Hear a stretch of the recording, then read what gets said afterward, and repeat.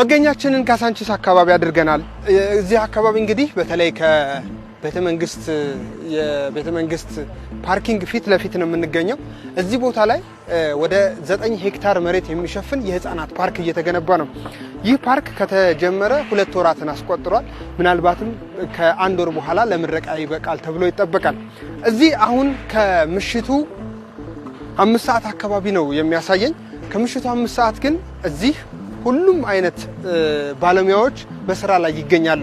በተለይ ደግሞ ከተማ አስተዳደሩ በ24/7 የስራ አዲስ የስራ ባህል አማካኝነት እንግዲህ ሁሉም የታላላቅ ፕሮጀክቶች የሚባሉ በግንባታ ላይ ይገኛሉ ማለት ነው።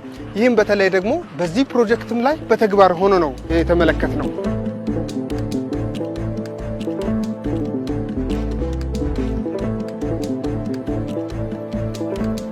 ባለሙያዎች አሁን በጣም ክሪቲካል የሆኑ ኢንጂነሮች ባለሙያዎች ሳይተኙ ቀንም ታያቸዋለህ፣ ጠዋትም ታያቸዋለህ። የተወሰነች ሰዓት መኪናቸው ውስጥ ናፕ እያደረጉ ተመልሶ ስራ ላይ ታያቸዋለህ። ይሄ ገንዘብ አይደለም፣ በገንዘብ አይለካም። ይሄ ለሀገር የሚሰጡት ኮሚትመንታቸው፣ የራዕይ መጋራታቸው። የእኛን ራዕይ እነሱ ባይጋሩ ስናስብ ውለን ብናድር ይሄን ነገር ማሳካት አንችልም እና ይሄ ከምንም በላይ ከገንዘብ በላይ የራዕይ መጋራት የጠቅላይ ሚኒስትራችንን የክብርት ከንቲባችንን ራዕይ ተጋርተው ይሄን የምንለውን ሀገር የመቀየር ራዕይ ተጋርተው ስለሚሰሩ ነው ምናያቸው። እሁድ፣ ቅዳሜ፣ በዓል፣ ፋሲካ፣ ጥምቀት፣ ገና ስራ ላይ ነው። ይሄ ብር ብቻ አይደለም፣ ገንዘብ ብቻ አይደለም፣ ከገንዘብ በላይ ነው።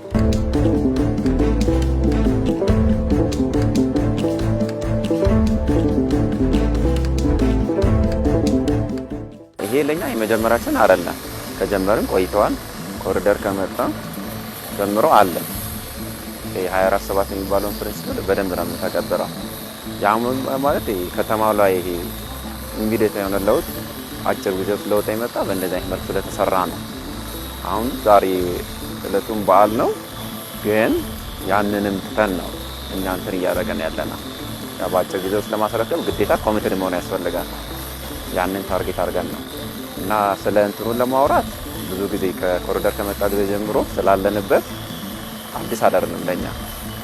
ያው ከገንዘብም በላይ እዚህ ጋር የሚያስደስተን አውትፑቱ ነው፣ ውጤቱ ነው።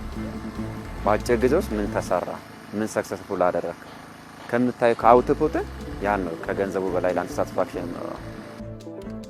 እኔ ሐምሌ ላይ ነው የተቀጠርኩት እዚህ ድርጅት ላይ ማለት ነው። ይሄ ድርጅት በተቀጠርኩበት ሰዓት በኮሪደር ልማት ውስጥ የተቀጠርኩት አንደኛ ከዚህ በፊት 24 ሰዓት ስራ የለም ነበር። 24 ሰዓት በመሰራቱ በጣም ደስ ብሎኛል።